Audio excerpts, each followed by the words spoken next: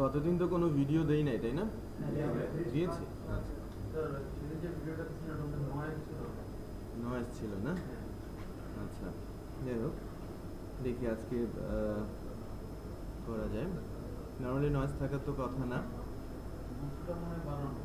কে MV player, একটি specific player বলে দিচ্ছি, কে এমভি প্লেয়ার বেটার হবে। কে এমভি একটা নয়েজ আছে।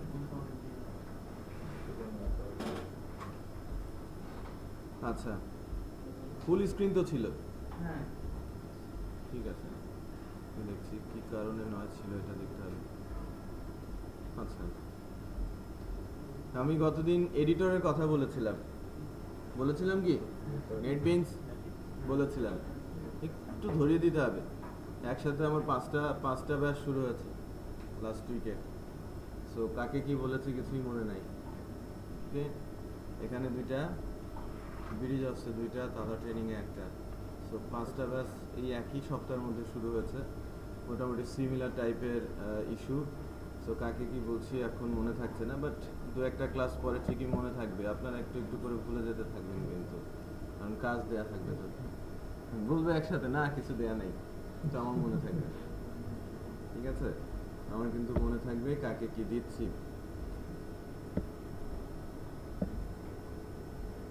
যাই হোক,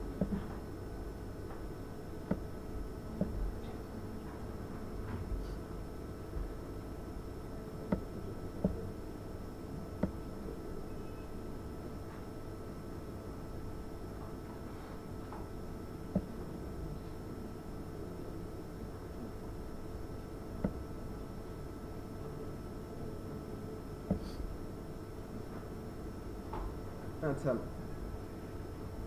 আমরা যখন প্রোগ্রামিং কোড লিখবো, আমরা তো কয়েকটা প্রোগ্রামিং কোড লিখবো এখানে, তাই না? HTML, CSS, জাভাস্ক্রিপ্ট এবং PHP।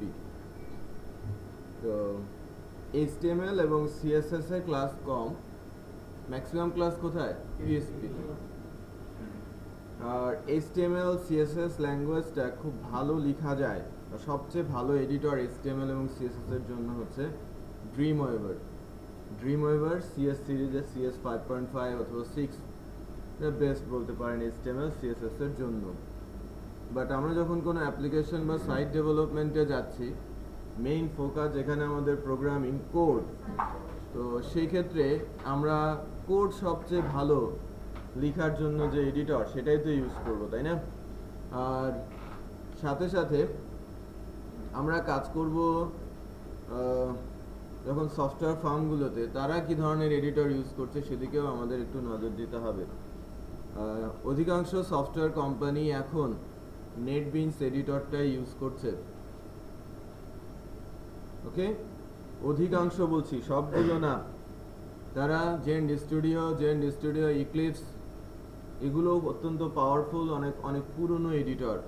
বাট নেটবিনস পুরনো, পাওয়ারফুল এবং আরও অনেক ভাস্ট হয়েছে এখন। এবং এখনকার দিনে সবচেয়ে বেশি প্রোগ্রামিং কোড বা সফটওয়্যার ডেভেলপ হচ্ছে এডিটর ইউজ করেই। ওকে, সো এর উপরে যদি কিছুটা দখল আমাদের থাকে, তাহলে কোম্পানিগুলোতে যখন আমরা কাজ করব, ইনিশিয়ালি শুরু করব, অনেকে দেখা যায় যে কাজ জানে বাট এডিটর ইউজ না জানার কারণে তার কাজ স্লো হয়ে যাচ্ছে, একটু ভরকে যাচ্ছেন ইন্টারভিউয়ে গিয়ে, তারা বলছে যে এডিটর ইউজ করেন। যখন আমি একটা এডিটর ইউজ করতে শিখবো, অন্যান্য এডিটরের ফিচারগুলো যেহেতু কাছাকাছি, যে কোনো এডিটর আমাকে দিলে আমি চট করে ধরে ফেলতে পারবো। কারণ সফটওয়্যার কোম্পানিগুলো জেন্ট স্টুডিও, ইক্লিপস আর নেটবিনস, এই তিনটার একটা ইউজ করে। জেন্ট স্টুডিও এবং ইক্লিপস, যেটা জেন্ট স্টুডিওর, তো এরা অনেক ভালো এডিটর। বাট এদের সাথে এর পার্থক্য হচ্ছে, নেটবিনস যত ল্যাঙ্গুয়েজ আছে ডেভেলপমেন্টের জন্য, নেটবিনসের ফুল ভার্সনে সকল ল্যাঙ্গুয়েজের সাপোর্টই আছে। বাট আমরা এখানে যে ভার্সনটা ইনস্টল দিয়ে রেখেছি সেটা হচ্ছে PHP ভার্সনের জন্য লাইটওয়েট। আর এর আরেকটা বেনিফিট হচ্ছে, অন্যান্য এডিটর যেখানে টাইপিং পিরিয়ডে এরর ধরতে পারে না, নেটবিনস সেটা পারে। ওকে, আমি যখন কোনো প্রোগ্রামিং সিনট্যাক্স লিখছি, যদি ভুল করি, সিনট্যাকটিক্যাল কোনো ভুল আমি করে বসি, সঙ্গে সঙ্গে সে আন্ডারলাইন দিয়ে দেবে, এখানে আপনি ভুল করছেন, রুলস ব্রেক করেছেন। তার মানে ল্যাঙ্গুয়েজগুলোর যে ডিফাইন্ড রুলস সে জানে, অন্যান্য এডিটর সেটা পারে না। ওকে, সো এটাও কোডকে অনেক ফাস্ট করবে। আর আমাদের main target programming, so HTML CSSটাও এর মাধ্যমেই করব। HTML CSS নেটবিনসেই করব। আমি বলছি না যে নেটবিনস একেবারে বাজে HTML CSS এর জন্য, আমি বলেছি বেস্ট কে, এদেরও সব সাপোর্ট আছে, বাট সেই প্যারালালি আমাদের আউটপুট দেখায়, তাই না? ডিজাইন উইন্ডোতে আউটপুট দেখায়, নেটবিনসের এটা লিমিটেশন, সে আউটপুট ডিজাইন উইন্ডোতে দেখাতে পারে না। আপনি ব্রাউজারে গিয়ে দেখেন, ছোট্ট একটা ফ্লজ নেটবিনসের HTML এবং CSS এর জন্য। আদারওয়াইজ সব কিছুই ঠিক আছে। ড্রিমওয়েভারের এর ডিসঅ্যাডভান্টেজ বলছি, সে কিন্তু আমাকে এরর দিতে পারবে না যে HTML এর এখানে এরর আছে, CSS এর এখানে এরর আছে, বাট নেটবিনস এরর বলে দেবে যে এখানে আপনি সিনট্যাকটিক্যাল এরর করেছেন। ওকে, সো ইউজ টু করে তোলার জন্য PHP প্রোগ্রামিং বা ফ্রেমওয়ার্ক বেস প্রোগ্রামিং যখন আমি করব, যাতে ফ্রেমওয়ার্কের ইউজ নিয়ে মানে এডিটরের ইউজ নিয়ে যাতে আমরা প্রবলেমে না পড়ি, এই কারণে প্রথম দিন থেকেই আমি নেটবিনসে যাচ্ছি। ঠিক এরকম না, যেহেতু HTML CSS করছি, ড্রিমওয়েভারে করি, PHP আসছে, নেটবিনস করি, তাহলে এলোমেলো হয়ে যাবে, তাই না?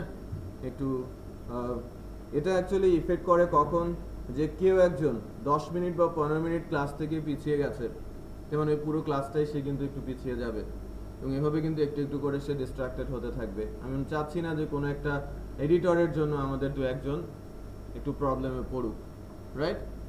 আচ্ছা, তো এই এডিটরটা আমরা ইউজ করব কোড করার জন্য। এটা জাভা বেসড একটা এডিটর, যেটা তৈরিও করা জাভা ল্যাঙ্গুয়েজ দিয়েই। এটা ইনস্টলেশনের জন্য মেশিনে জেডিকে থাকতে হয়, জাভা ডেভেলপমেন্ট কিট। প্রবাবলি আমি গতদিন নেটবিনস সফটওয়্যারটা দিয়ে গিয়েছি এবং বলেছিলাম আগে কিটটা ইনস্টল করতে হবে, দেন নেটবিনস ইনস্টল করতে হবে। লেটেস্ট ভার্সন 7.4 বেটার, লেটেস্ট ভার্সনটাই নিজেদের মেশিনগুলোতে ইনস্টল করে নেওয়া। ওকে, সো প্রত্যেকটা ভার্সনেই নতুন নতুন অনেক কিছু আসে, বাট 7.3 থাকলেও চলবে। আমরা HTML যখন শুরু করব,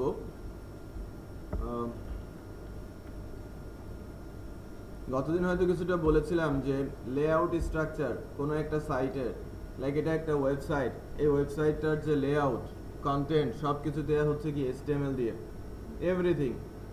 এর ডিজাইন ফার্নিশ করা হচ্ছে এটা CSS দিয়ে, এবং ডিজাইনকে কন্ট্রোল করা হচ্ছে CSS দিয়ে। ওকে, CSS ক্যাসকেডিং স্টাইল শিট, এটাও একটা মার্কআপ ল্যাঙ্গুয়েজ।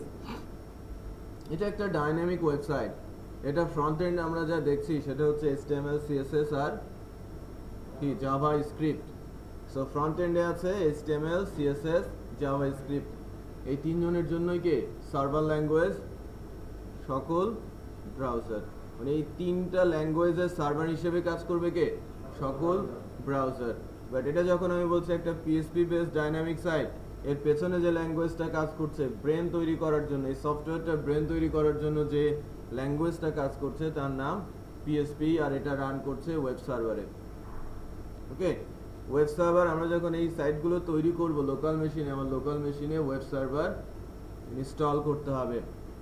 আমরা যখন PHP করব তখন ওয়েব সার্ভার লাগবে আমাদের মেশিনে, ডেটাবেস লাগবে। এই অ্যাপ্লিকেশনটা যে ইনফরমেশনগুলো আসে, এই অ্যাপ্লিকেশনের সকল ইনফরমেশন আসছে ডেটাবেস থেকে, ফলে ডেটাবেসে রাখছে কে, তাই না?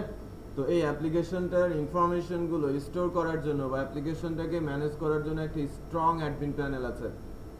তো আমরা যখন কোনো ডাইনামিক ওয়েবসাইট দেখি তার হাফ পোর্শন দেখি অথবা 40% দেখি বলতে পারেন, কোনো কোনো ক্ষেত্রে আমি হয়তো 50-60% দেখি। তার মানে 50 থেকে 40% যেটা থাকে পেছনে, যারা এন্ড ইউজার দেখে না বা ভিজিটররা ওই এরিয়াটার অ্যাক্সেস পায় না, ওই প্যানেলটাকে বলা হয় অ্যাডমিন প্যানেল, সাইটের অ্যাডমিন প্যানেল। আর সাইট অ্যাডমিন প্যানেলের ডিজাইন কিন্তু ওয়েবসাইটের মতো হয় না, কিছুটা সফটওয়্যারের মোডে থাকে। সো কোনো একটা লোকাল অ্যাপ্লিকেশনের অ্যাডমিন প্যানেল আমি দেখাচ্ছি, এটা হচ্ছে কোনো একটা সাইটের অ্যাডমিন প্যানেল যেটা লোকালে ডেভেলপ হচ্ছে। আমি ধরে নিচ্ছি যে এটা তার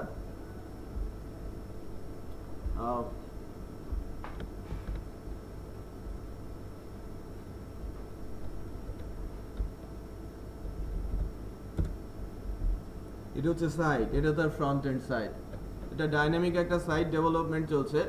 সো আমি যদি বলি এটা হচ্ছে তার ফ্রন্ট এন্ড সাইট, আর এই ফ্রন্ট এন্ডটাকে ম্যানেজ করার জন্য ডেভেলপ হচ্ছে এই অ্যাডমিন প্যানেলটা, লাইক ব্যাস 9 যেটাতে আপনারা আপনাদের সিনিয়ররা আছেন, তারা ওই সাইটটা ডেভেলপমেন্ট শুরু করে দিয়েছে যে একটা স্ট্রং অ্যাডমিন প্যানেল থাকবে, যে প্যানেলে অনেক কাজ থাকবে যার মাধ্যমে ইনফরমেশনগুলো ডেটাবেসের দিকে যাবে, আর ক্লায়েন্ট এন্ড সেই ক্লায়েন্ট এন্ড ইনফরমেশনগুলো কি ডেটাবেস থেকে তুলে এনে সুন্দর করে অর্গানাইজভাবে ডিসপ্লে করাবে, আর আমরা এন্ড ইউজার যেটা দেখবো, বুঝবো, ইউজ করব, তাই না? তো এখানে যদি আবার ইউজার রেজিস্ট্রেশন থাকে, ইউজার রেজিস্ট্রেশন করলো, লগ ইন করলো, আরও প্যানেল তৈরি হলো, তার মানে কি আরেকটা লেয়ার ওই সফটওয়্যারের মধ্যে ডেভেলপ হবে। বোঝা যাচ্ছে? তো সফটওয়্যারগুলো যখন ডেভেলপ হয় আমাদের একটা ধারণা রাখতে হবে যে ফ্রন্ট এন্ড বা আমরা যখন ডাইনামিক সাইট বলবো, ডাইনামিক সাইটের দুইটা পার্ট থাকবে, একটা হচ্ছে সাইট ফ্রন্ট এন্ড আর একটা হচ্ছে কি একটা অ্যাডমিন প্যানেল। এবং অ্যাডমিন প্যানেলটা কিন্তু এরকম না যে সেটা অ্যাক্সেস বা ইউজ করার জন্য অন্য কিছু করতে হবে, সেটা ওই সাইটেরই অংশ যে প্যানেলের অ্যাক্সেস আমরা নিজেরা পাই না বা ইউআরএল আমরা জানি না। ওকে, তো লাইক আমাদের জিমেল ইউজ করি, ইয়াহু মেল ইউজ করি, আমাদের ম্যানেজ করার জন্য তো অ্যাডমিন প্যানেল আছে, আছে না?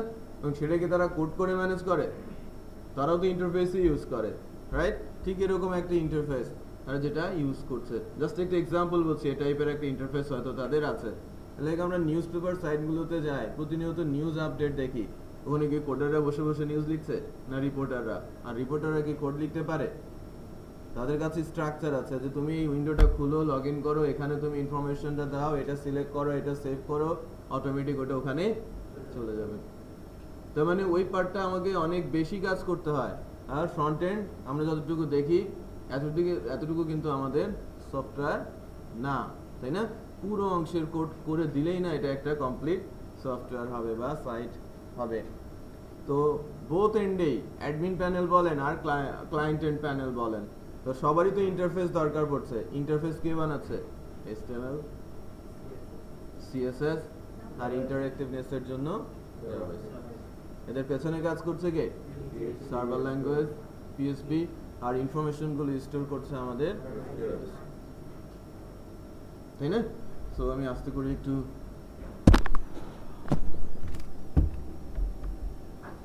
লিখি।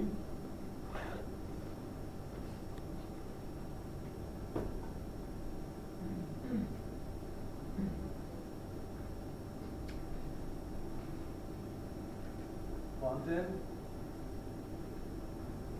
কাজ করছে কি? অল ব্রাউজার্স, এখানে আছে HTML, CSS আর JS।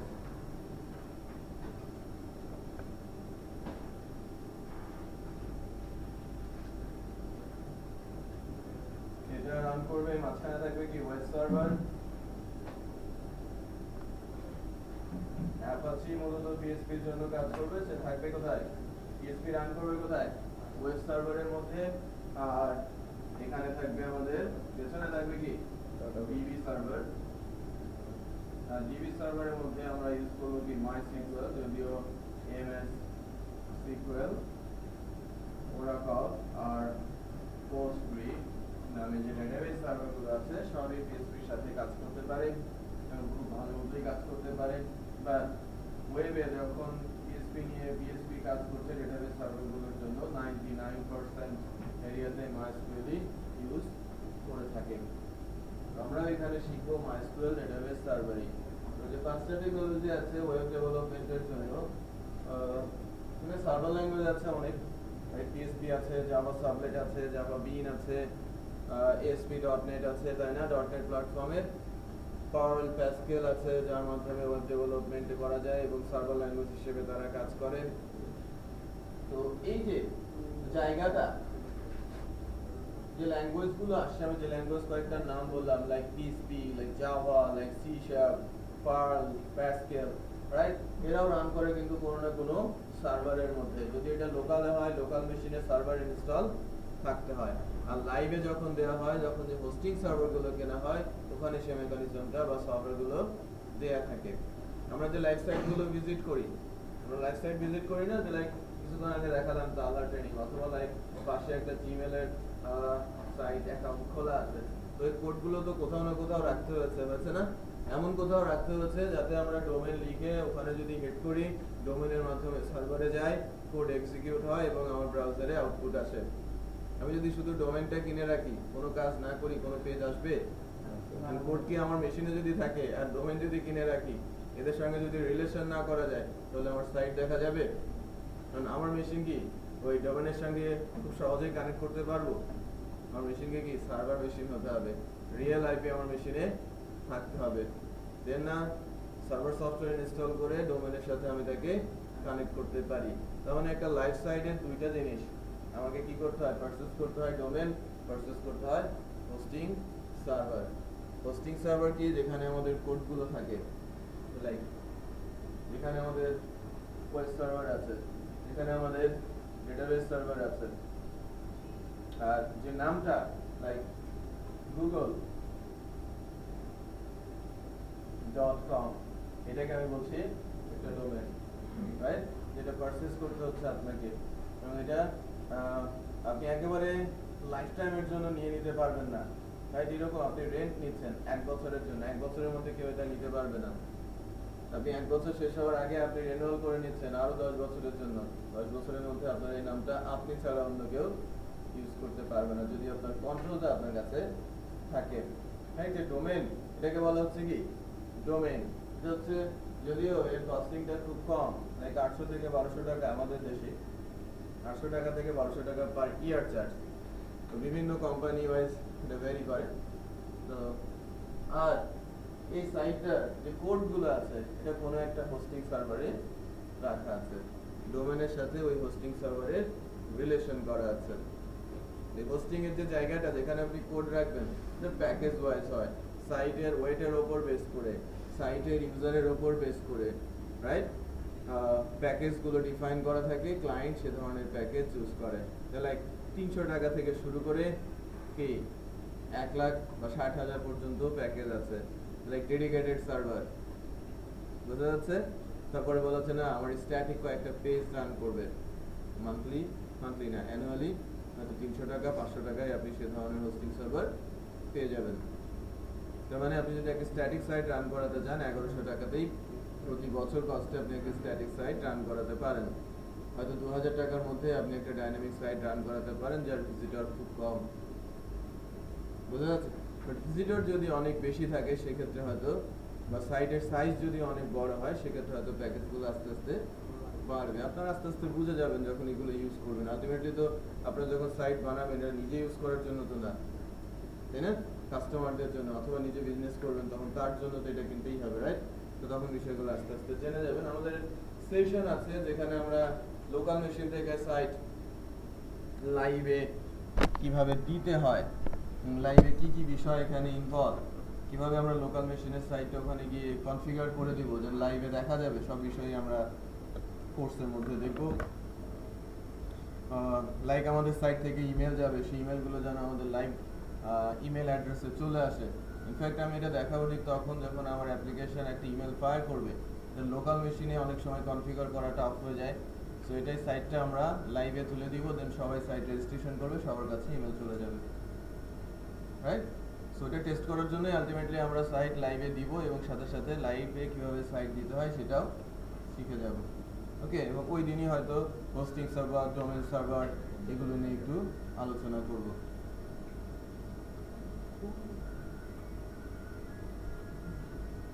এখানে না বাইরে?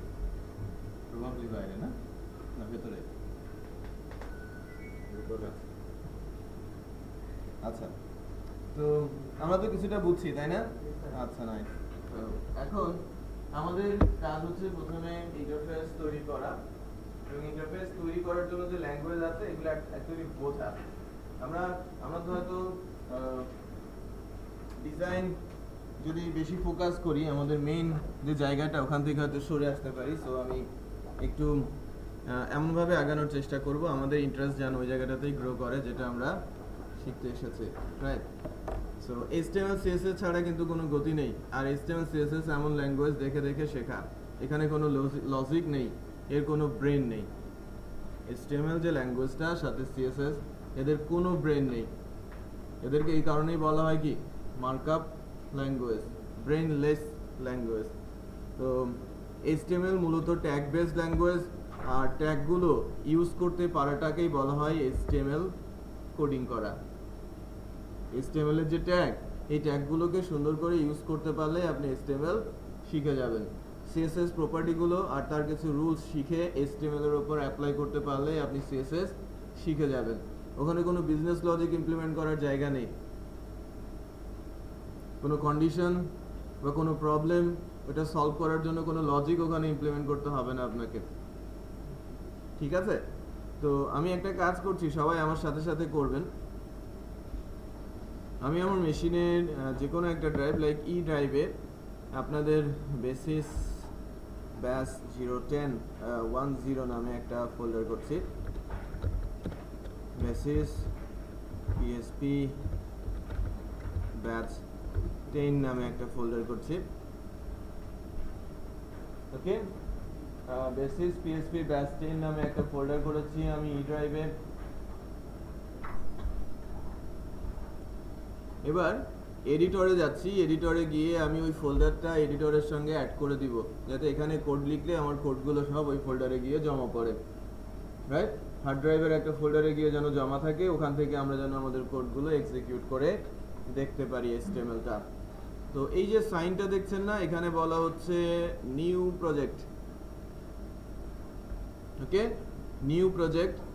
সো প্লাস বাটনটাতে আমি প্রেস করব, এখান থেকে নিব আমি PSP application, then next button press করছি। এরপর যে ডায়লগটা আসলো এখান থেকে আমি ব্রাউজ করে দেখিয়ে দেব আমার ফোল্ডারের পাথটা। আমার ফোল্ডার আছে বেসিস PSP ব্যাচ 10 নামে, এটা সিলেক্ট করে ওপেন করব এবং এই নামটাই আমি কপি করে প্রজেক্ট নেমে লিখে দিব। ঠিক আছে, এই যে নামটা উপরে দিলাম এটা এই লিস্টে দেখা যাবে, লেফট সাইডে লিস্টে দেখা যাবে। আর এই ফোল্ডারটা আছে আমার ড্রাইভে, যার সঙ্গে নেটবিনস রিলেশন তৈরি করবে। তো এবার আমি ফিনিশ বাটন যদি প্রেস করি, দেখতে পাচ্ছি যে আমাদের প্রজেক্ট লিস্টে বেসিস PSP ব্যাচ 10 নামে একটা ফোল্ডার তৈরি হয়ে গেছে। দুইটা সাব ফোল্ডার দেখা যাচ্ছে, সোর্স আর ইনক্লুড, যদি এর ভেতরে কোনো কিছু নেই। আচ্ছা, আমরা এখন আমাদের হার্ড ড্রাইভের ফোল্ডারে গিয়ে দেখি। হার্ড ড্রাইভের ফোল্ডারটার মধ্যে NB প্রজেক্ট নামে একটা ফোল্ডার চলে আসে, যেটা actually relational folder between NetBeans and my hard drive folder, right? তো হার্ড ড্রাইভের যে ফোল্ডারটা আছে তার সাথে আমার নেটবিনস যে আইডিটা, সে একটা রিলেশন করেছে এবং এই রিলেশনাল ফোল্ডার হচ্ছে দিস। এর মধ্যে বেশ কোড আছে যেটা আমাদের জানার বা বোঝার অ্যাকচুয়ালি দরকার নেই, এটা জানবে বুঝবে কে? নেটবিনস।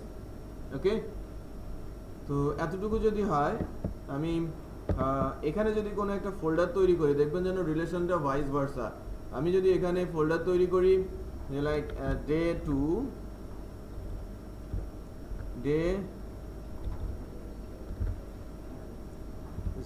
02, আমি একটা ফোল্ডার তৈরি করলাম PSP ব্যাচ 10 এর মধ্যে। নেটবিনসে গিয়ে দেখব যে সোর্স ফোল্ডারের মধ্যে ডে 2 ফোল্ডারটা চলে আসে। এখানে যখন কোনো ফাইল তৈরি করব অটোমেটিক ওই ফোল্ডারের মধ্যেও সেটা পাওয়া যাবে। সো আমরা একটু সবাই দেখি, নেটবিনসে প্রজেক্টটা নিয়ে আসি এবং ফোল্ডারটা তৈরি করে ফেলি। এই অংশটুকু নিয়ে আসেন সবাই, হচ্ছে না? সবার হচ্ছে? একটু দেখেন আপনি,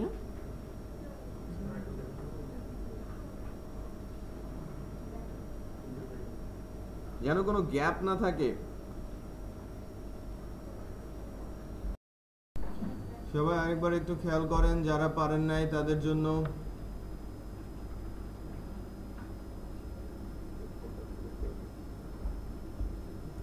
আমি একটা ফোল্ডার করছি, আমি একটা ফোল্ডার করেছিলাম কি বেসিস PSP ব্যাচ 010, তাই না? এখন আমি একটা ডামি ফোল্ডার করছি যার সঙ্গে প্রজেক্ট অ্যাড করব। আপনারা ওই প্রজেক্টের রিয়েল নামেই কিন্তু ফোল্ডারটা করবেন। আমি বলছি XYZ একটা ফোল্ডার, এর সঙ্গে আমি নেটবিনসকে অ্যাড করব XYZ এর সঙ্গে। সো প্রথমে আমি এই প্লাস বাটনটাতে প্রেস করছি, যেটাকে অ্যাড প্রজেক্ট বাটন বলা হচ্ছে। দেন PSP অটোমেটিক সিলেক্টেড আছে, PSP application. Then next button press করছি, এরপর যাচ্ছি ব্রাউজে।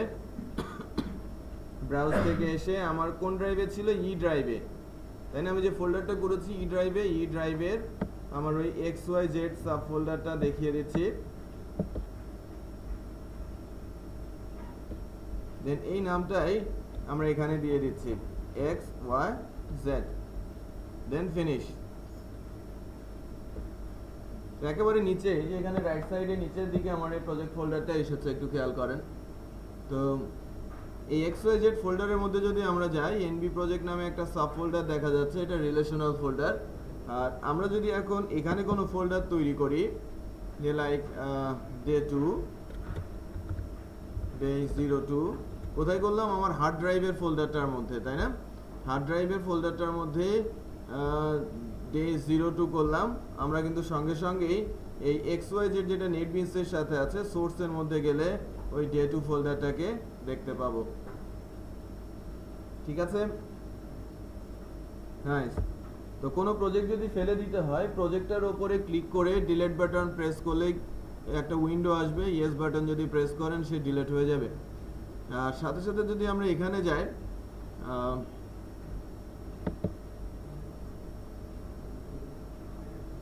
তো এখানে দেখেন এনবি প্রজেক্টের যে ফোল্ডারটা সেটা চলে গেছে, ডে 2 এর মধ্যে থেকে এনবি প্রজেক্ট ফোল্ডারটা চলে গেছে না? আচ্ছা, এটা অ্যাকচুয়ালি পরবর্তীর বিষয়, আমরা এই ফোল্ডারটা আমার দরকারও নেই। আমাদের মেইন ফোল্ডার হচ্ছে বেসিস PHP ব্যাশ 10 এবং ডে 2 নামে একটা ফোল্ডার করেছি। এখানে আমি একটা HTML ফাইল নিয়ে আসতে চাচ্ছি ফার্স্ট ডে 2 এর মধ্যে। তো বেসিস PHP ব্যাশ 10 সোর্সের মধ্যে ডে 2 এর উপরে আমি রাইট ক্লিক করছি, দেন নিউ থেকে একটা HTML ফাইল নিচ্ছি। HTML ফাইলটার নাম দিচ্ছি ইন্ডেক্স। আমরা কি ডকুমেন্টের প্যাটার্নটা দেখিয়েছিলাম প্রথম দিন? হ্যাঁ, প্যাটার্নটা দেখিয়েছিলাম। সো আমরা যখন ক্রিয়েট করলাম একটা HTML ফাইল, দেখেন আমি যে প্যাটার্নটা বোর্ডে লিখেছিলাম গতদিন, ওই প্যাটার্নটাই কিন্তু আসছে। প্রথমে আমি ডক টাইপ লিখেছিলাম, তাই না? তারপরে HTML মাদার ট্যাগ, এর মধ্যে দুইটা পোর্শন হেড এবং বডি, তাই না? নাও এখানে আসতে হবে সবাইকে। আচ্ছা, তো এই HTML ফাইল যেটা আসছে সেটা অ্যাকচুয়ালি যদি আমরা আউটপুট দেখতে চাই, এখন এই ফোল্ডারটাতে যাব। এই যে আমার ডে 2 যে ফোল্ডারটা, ডে 2 ফোল্ডারের মধ্যে ইন্ডেক্স ফাইল আসছে, একটা HTML ফাইল। এটার উপরে ডাবল ক্লিক করলে এই যে ব্রাউজারটা ডিফল্ট, লাইক আমাদের ইমেল ফাইলটার সাইন কি ছিল? মজিলা সাইন, তাই না? সো মজিলা ব্রাউজার দিয়ে এটা খুলে যাবে এবং আউটপুট হিসেবে শুধু দেখাচ্ছে কি টু ডু রাইট কন্টেন্ট, যেটা বডির মধ্যে লেখা আছে। বডির মধ্যে যে কোডটা লেখা আছে একটু খেয়াল করেন, বডির মধ্যে একটা ডিভ ট্যাগ দেওয়া আছে যার মধ্যে লেখা আছে টু ডু রাইট কন্টেন্ট। যদি গতদিন আমি স্ট্রাকচার লিখি হয়তো বলেছিলাম যে বডির মধ্যে যা লেখা হবে তা আমাদের ওয়েব ব্রাউজারের হোয়াইট রেঞ্জের মধ্যে ডিসপ্লে হবে, আর হেডের মধ্যে যে কাজগুলো করা হবে সেটা হচ্ছে ব্রাউজারের স্ট্যাটাসের জন্য এবং HTML এর সাথে রিলেশন এস্টাবলিশ করার জন্য আদার্স ফাইলগুলোর, রাইট? আদার্স ফাইলগুলোর সাথে যখন আমরা রিলেশন এস্টাবলিশ করব, তখন যে কোডগুলো লিখবো সেটা হেডের মধ্যে থাকবে এবং সাথে সাথে ব্রাউজারের স্ট্যাটাসে যে কাজগুলো শো করবে, যে কোডগুলো লেখা হবে সেগুলো থাকবে কোথায়? হেডের মধ্যে। আর আমাদের যে ওয়েব ব্রাউজারে হোয়াইট রেঞ্জ এখানে সাইড এসে ডিসপ্লে করে, এখানে কোনো কিছু আসতে হলে যত কোড আছে সব লিখতে হবে বডির মধ্যে। তাহলে ডিফল্ট কয়টা ট্যাগ আছে? ডিফল্ট ফাইলের ট্যাগ আছে, এটা কি comments tag, right? Comments, doc type, HTML 3, তারপরে হেড, টাইটেল, মেটা 6, তারপর বডি 7, ডিভ 8, তাই না? তাহলে একটা HTML এর ডিফল্ট স্ট্রাকচার তৈরি করার জন্য আমাদের 8টা HTML ট্যাগ লাগছে। এর মধ্যে 5টা ট্যাগ একই রকমের আর 3টা ট্যাগ একটু ডিফারেন্ট, তাই না? একটু ইউনিক টাইপের, লাইক এটাকে বলা হচ্ছে কমেন্টস ট্যাগ, এর মতো আর কোনো ট্যাগ নেই, এই একটাই। স্ল্যাশ মানে গ্লেস দেন, এক্সক্লেমেটরি, দুইটা হাইপেন, আবার হাইপেন গ্রেটার দেন, এটাকে বলা হচ্ছে কমেন্টস ট্যাগ। এর ভেতরে যা থাকবে সব ডিসেবল থাকবে, আউটপুটে আসবে না। এটা শুধু টেক্সটকে কমেন্ট করে না, ট্যাগকেও কমেন্টস করে দেওয়া যায়। মূলত টেক্সট কমেন্ট করার জন্য ইউজ করা হয় আর কমেন্টস কেন বলা হচ্ছে, আমাদের যে ডকুমেন্ট এখন কোড লিখতে যাব, প্রচুর কোড লিখবো, রাইট? একটা পেজে হয়তো 400, 500 বা 1000 লাইনের কোড হবে। সো আমি স্পেসিফিক পজিশনকে পয়েন্ট করার জন্য হয়তো কমেন্টস দিয়ে দিয়ে লিখে রাখবো start header, start logo, start banner, আবার কি end logo, end banner, end header. বোঝা যাচ্ছে কোথা থেকে স্টার্ট হচ্ছে, কোথায় গিয়ে এন্ড হচ্ছে, এই বিষয়গুলো আমি মেনশন করে করে রাখবো। আচ্ছা, এরপরে আসি ডক টাইপের কথা। ডক টাইপটা হচ্ছে এই ডকুমেন্টের মধ্যে আমি HTML5 এর ভার্সনিং ট্যাগ লিখতে যাচ্ছি, তা ডিক্লেয়ার করছি ব্রাউজারের কাছে। অলওয়েজ যদি আমি ডক টাইপ মেনশন করি এতটুকুই লিখতে হবে, এবং এটাও একটা ইউনিক টাইপের ট্যাগ, এই টাইপের আর কোনো ট্যাগ নেই। এবং এটা লিখতে হবে HTML মাদার ট্যাগের ইমিডিয়েট ওপরে। এরপরে যেটা আছে HTML, এটা হচ্ছে মেইন ট্যাগ HTML এর, এবং এর ওপেনিং এবং ক্লোজিং ট্যাগ আছে, এবং ম্যাক্সিমাম ট্যাগ এই টাইপেরই, একটা ওপেনিং ট্যাগ থাকবে এবং তার আলাদা করে ক্লোজিং ট্যাগ থাকবে, এবং যাদের ওপেনিং এবং ক্লোজিং ট্যাগ আছে তার ভেতরে চাইল্ড ট্যাগ দেয়া যায়, তাই না? তার মানে HTML এর চাইল্ডকে হেড অ্যান্ড বডি, এবং হেডের চাইল্ডকে title and meta, body child div and others, right? তো হেডের মধ্যে আমরা 4-5টা ট্যাগ লিখতে পারি, আর বাকি সব ট্যাগের প্যারেন্টকে বডি, তাই না? বাকি সকল ট্যাগের প্যারেন্ট হচ্ছে আমার বডি ট্যাগ। তো এরপর একটা ইউনিক ট্যাগ হচ্ছে মেটা। এই টাইপের ট্যাগ আছে কিছু, কয়েকটা ট্যাগই আছে ধরনের। ইমেজ ট্যাগ দেখবেন, ইনপুট টাইপের ট্যাগ দেখবেন, লাইক মেটাও দেখছেন, আরও দু একটা ট্যাগ আসবে যাদের অ্যাকচুয়ালি কোনো ক্লোজিং ট্যাগ নেই, তাদের আলাদা করে কোনো ক্লোজিং ট্যাগ নেই। এটা অত্যন্ত পাওয়ারফুল ট্যাগ। আস্তে আস্তে এই ট্যাগগুলো নিয়ে আলোচনা করব। তো আমি প্রথমে যেটা নিয়ে আলোচনা শুরু করছি সেটা হচ্ছে টাইটেল ট্যাগ, যা অ্যাকচুয়ালি এই যে আমাদের স্ট্যাটাসটা আছে, স্ট্যাটাসের মধ্যে কিছু লিখে দেয়। আমরা নর্মালি যদি কোনো ওয়েবসাইটে যাই দেখতেই তো পাই, তাই না? স্ট্যাটাসে গেলে কি দেখতে পাই না? যে কোনো ওয়েবসাইট যদি আমরা ভিজিট করি,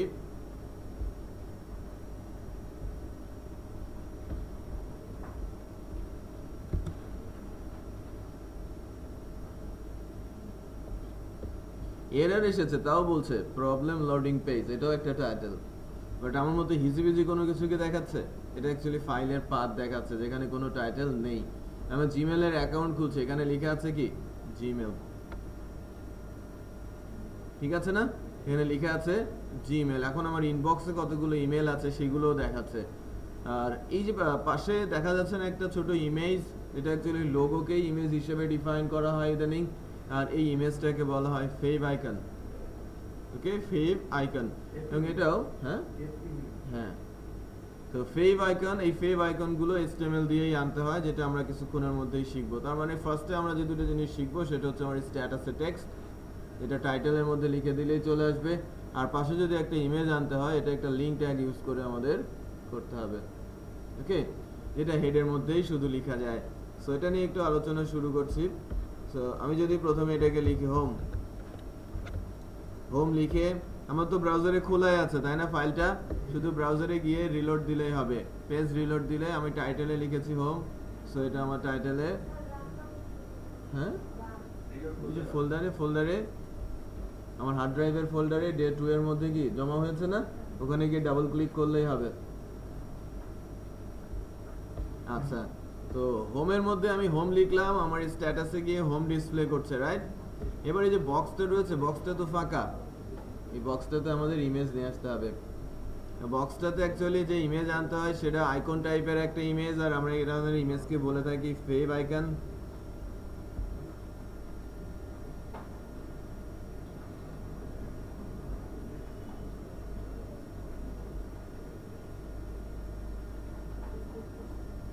দেখেন আমার একটা লোগো আছে আমার ডেস্কটপ, এটা একটা জেপিজি টাইপের ইমেজ।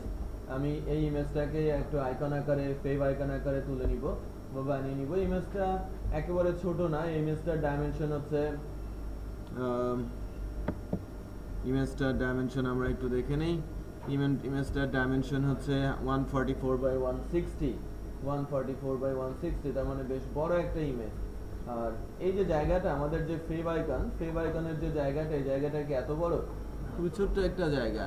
সো ফেভ আইকনে মূলত স্ট্যান্ডার্ড যে সাইজটার ইমেজ ইউজ করা হয় বা আইকন ইউজ করা হয়, তার সাইজ হচ্ছে 16/16। ওকে, 16 পিক্সেল বাই 16 পিক্সেল। ছোট ফেভ আইকন হলে সবচেয়ে ছোট ফেভ আইকন 12/12, আর সবচেয়ে বড় ফেভ আইকন 32/32। ঠিক আছে? তো খুব কম সংখ্যক সাইটই আছে যারা 32/32 ইউজ করে, ম্যাক্সিমাম সাইটই কি 16/16 ইউজ করে। So one of the best কি জিমেল, গুগল, রাইট? এরা ইউজ করে কি 16/16। আমরা তাদেরকেই ফলো করছি। এখন বলতে পারেন আমরা তো ফটোশপ জানি না, ইমেজ কিভাবে কাটবো, ছোট করব। অ্যাকচুয়ালি আমার কাছে যদি আমার লোগোটা থাকে, আমার ক্লায়েন্ট যদি তার লোগোটা আমাকে দিয়ে দেয়, ফেভ আইকন তৈরি করতে হয়তো ম্যাক্সিমাম 1 মিনিট লাগবে, এবং ফেভ আইকন তৈরি করে দেওয়ার জন্য প্রচুর ওয়েবসাইট আছে, ফেভ আইকন জেনারেটিং ওয়েবসাইট। তো আমি সে ধরনের ওয়েবসাইটে যাচ্ছি।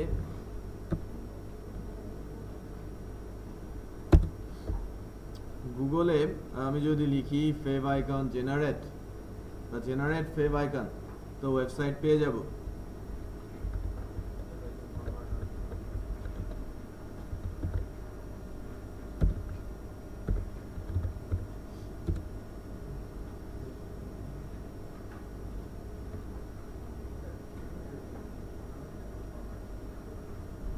এই যে ফেভ আইকন জেনারেটর, favicon-generator.org।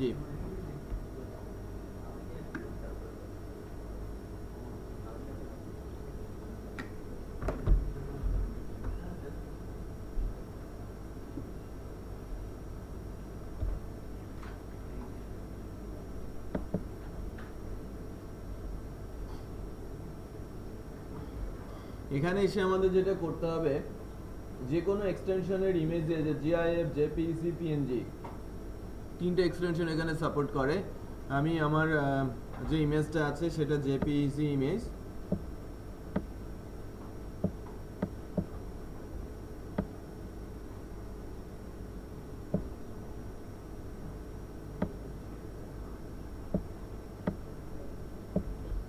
এই ইমেজটাকে যদি আমরা দিয়ে দেই এবং ক্রিয়েট ফেভ আইকন বলি, ফেভ আইকনটা ক্রিয়েট হয়ে গেছে। এই যে দেখেন না, ছোট্ট একটা ইমেজ এখানে ডিসপ্লে করছে, এটা fave icon. Fave icon use করার জন্য কোডও আমাকে সে দেখিয়ে দিচ্ছে যে কিভাবে আপনি ফেভ আইকনটা নিয়ে আসবেন। আগে আমার এটাকে ডাউনলোড করে নিতে হবে, ফেভ আইকনটাকে ডাউনলোড দ্য ফেভ আইকন। আমার ফাইলটা যেটা আমি এর কাছে এনেছিলাম সেটা ছিল 4.7 কিলোবাইট, আর এটা পাঠিয়েছে কত 1.1 কিলোবাইট সাইজ। ডাইমেনশনটা সেভ করার পর দেখা যাবে, এবং এটা এখানে কিন্তু বলে দিচ্ছে যে 16/16 সাইজের, কোথাও এক জায়গায় আছে। সো এটা আমি সেভ করে নিচ্ছি আমার ফেভ আইকনটাকে। এটা আমি সেভ করব আমার যে ওয়ার্ক ফোল্ডারটা আছে, বেসিস ব্যাচ 10 ডে 2। এখানে আমি এর টাইপটা কি দেখেন একটু, আইকন না, টাইপটা আইকন টাইপের, আমি সেভ করে নিলাম। আচ্ছা, ফেভ আইকনটা সেভ হয়েছে। আমি এখান থেকে কোড নিয়ে যাচ্ছি। লিঙ্ক ট্যাগ, যার কিছু ডিফাইন অ্যাট্রিবিউট আছে যেটা দিয়ে দিতে হয়। এটারও কোনো এক্সটার্নাল ক্লোজিং ট্যাগ নেই। একটু খেয়াল করেন আমি কি লিখছি। এটা অত্যন্ত পাওয়ারফুল একটা ট্যাগ, ইমেজ লিঙ্ক করার জন্য, সিএসএস লিঙ্ক করার জন্য আমরা এই টাইপের ট্যাগগুলো ইউজ করে থাকি। Link tag, link HTML tag, যেটা শুধু ইউজ করা যায় হেড সেকশনেই, এর বাইরে সে আর কাজ করে না। ওকে, তো লিঙ্কের প্রথম যে অ্যাট্রিবিউটটা, যার নাম হচ্ছে রিলেশন, REL, এবং ভ্যালু কি শর্টকাট আইকন হবে। ফাইলটা কোথায় আছে একটু খেয়াল করেন। ডে 2-তে আমার যে ফাইলটা, HTML ফাইলটা এবং ইমেজ ফাইলটা সেম লোকেশনে আছে। সো শুধু ইমেজ ফাইলটার নাম বললেই হবে, স্ল্যাশটা আমি তুলে দিচ্ছি। আর এই টাইপটা কি টাইপের, এটা ইমেজ এবং এটা আইকন টাইপের ইমেজ, এক্স আইকন টাইপের ইমেজ। তার মানে আমাদের এই অ্যাট্রিবিউটগুলো ঠিকঠাক মতো লিখতে হবে। ওকে, আমি একটু সেভ করি ফাইলটাকে। ফাইলটা সেভ করার পর যদি রিলোড দেই, আমার HTML-টা আইকন চলে আসে, রাইট? ফেভ আইকন এখানেও ডিসপ্লে করছে। ডিসপ্লে করছে, রাইট? পেয়েছি না সবাই? হ্যাঁ, স্ল্যাশটা অ্যাকচুয়ালি এখন দরকার নেই। ওকে, স্ল্যাশ দিলে তো একটা সাবফোল্ডারের মধ্যে চলে যাচ্ছে। হ্যাঁ, সো ডট ডট স্ল্যাশ দেওয়া হয়, চলে যাচ্ছে, রাইট? রুটে না, এটাকে বলতে বোঝায় প্রজেক্ট রুট। আমি তো রুট বলতে কোনো কিছু না, আমি কোনো সার্ভারে নেই। ওকে, আমি কোনো সার্ভারের মধ্যে নেই, সো রুট ডিফাইন করলে সে ভুলে যাবে, এটা ডিফারেন্ট। তো এই লাইনটা আমরা একটু দেখে নেই যে কিভাবে ইমেজ, আমি তো ইমেজ তৈরি করে নিয়ে আসলাম কোনো একটা সাইট থেকে, শুধু আমাদের শিখতে হবে কি এই লাইনটা, লিঙ্ক, দ্য রিলেশন কি, shortcut space icon, hyperlink reference হচ্ছে ফাইলটার অ্যাড্রেস, আর টাইপটা কি ইমেজ স্ল্যাশ এক্স আইকন। ওকে, তাহলে কিন্তু আমরা আমাদের যে স্ট্যাটাসের পাশে ইমেজটা দেখতে পাচ্ছি।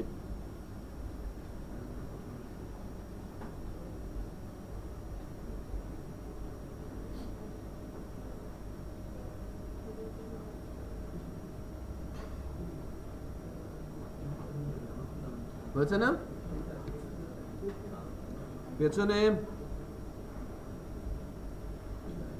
পেছনের দিকে কি অবস্থা?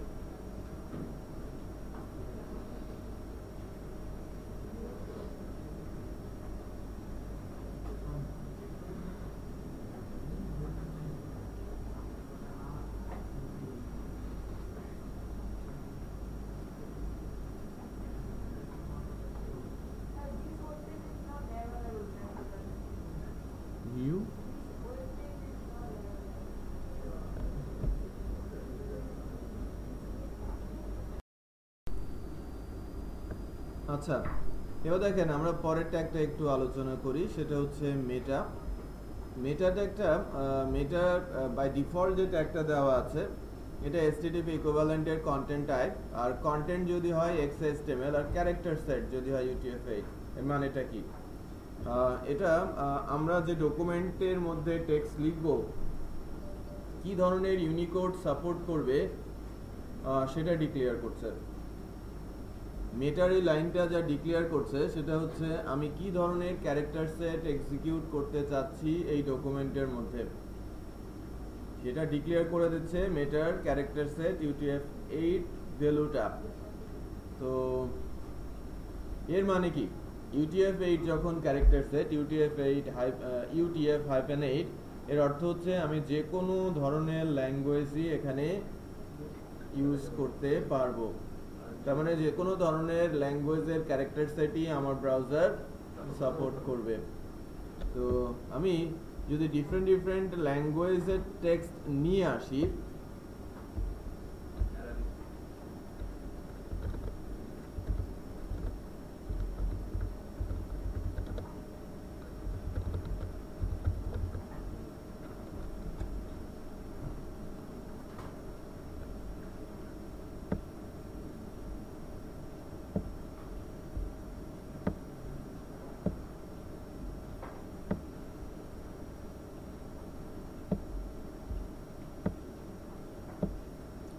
হচ্ছে না, সাইটেই যাই, সাইট থেকে কপি করে নিয়েছি।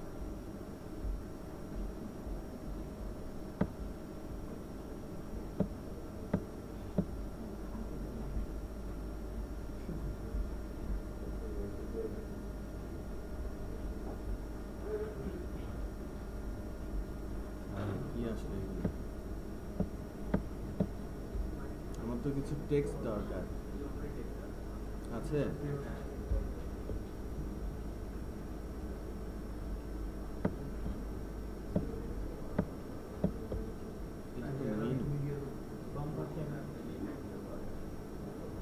আসে এগুলো না, এগুলো মেনু লিখতে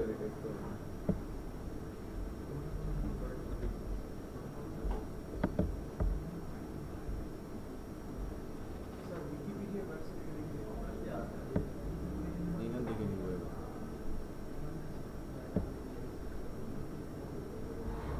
এটা কপি করা কঠিন অ্যারাবিক। যাই হোক, আল্লাহ মাফ করুক, কি করে কি হতে কি না হয়, কি অর্থ চলে আসে। যাই হোক, হ্যাঁ, আমি একটা টেক্সট কপি করে এনে বসালাম।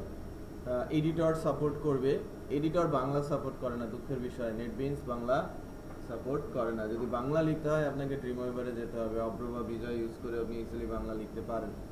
তো আমি একটা কাজ করি,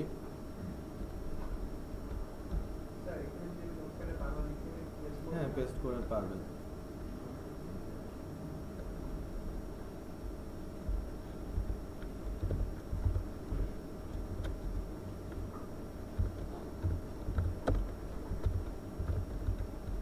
আচ্ছা, আমার ইংরেজি টেক্সটও আছে, আরবিক টেক্সটও আছে, আমার ক্যারেক্টার সেট UTF-8ও আছে। তো দুইটাই সাপোর্ট করবে এবং যে কোনো ল্যাঙ্গুয়েজে ইনফ্যাক্ট সাপোর্ট করবে, শুধু আরবিক না, বাংলাও সাপোর্ট করবে যদি আমি বাংলা দেই।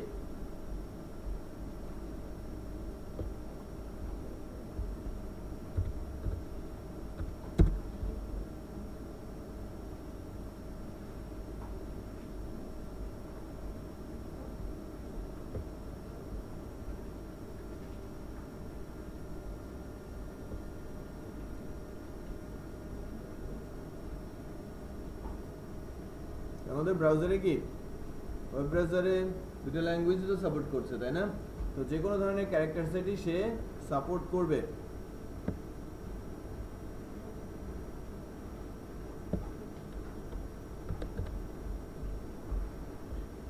বাট আমি এখানে যদি বাংলা ল্যাঙ্গুয়েজ পেস্ট করি, এখানে কিন্তু বাংলা ল্যাঙ্গুয়েজটা এডিটর সাপোর্ট করে নাই, এই জন্য বক্সের মতো আসে। বাট আমি যদি ব্রাউজারে যাই, ব্রাউজারে যেহেতু ইউনিকোড সাপোর্ট আছে, মানে বাংলা সাপোর্ট করবে, বোঝা যাচ্ছে? আর আমরা যদি ক্যারেক্টার সেটের এই লাইনটা না রাখি, মেটার এই ট্যাগটা না দেই, এটা ক্যাশ থেকে নিচ্ছে। গুগল মজিলা কিন্তু ক্যাশ করে ফেলে খুব দ্রুত। তো আমি যদি একটু ডিফারেন্ট ব্রাউজারে যাই, ক্যাশ ক্লিয়ার করে দিলে তো চলেই আসবে। আমি একটা ডিফারেন্ট ব্রাউজারে যাচ্ছি, একটু খেয়াল করেন, ইংরেজি কিন্তু আছে, তাই না? আমি মেটা ট্যাগে ক্যারেক্টার সেট যদি নাও দেই, বাই ডিফল্ট সে ইংরেজি সাপোর্ট করবেই। আর মেটা যদি ক্যারেক্টার সেট UTF-8 দিয়ে দেই, UTF-8, তাহলে আমার ওয়েব পেজ সকল ধরনের ল্যাঙ্গুয়েজই সাপোর্ট করবে।